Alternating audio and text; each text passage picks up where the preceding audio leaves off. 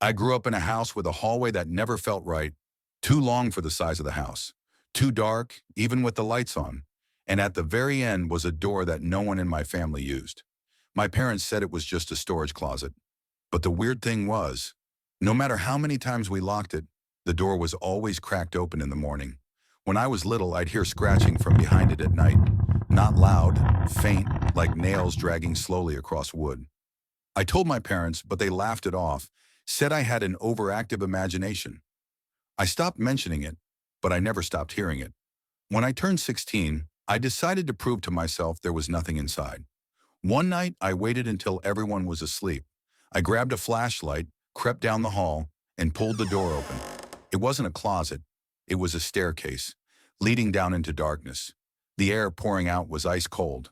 My breath fogged instantly. I should have run back to bed, but I didn't. Step by step, I went down. At the bottom was a room, and in that room was a chair. And in that chair was something that looked exactly like me. It sat hunched forward, its skin gray, its eyes too wide, its mouth twitching into a crooked smile.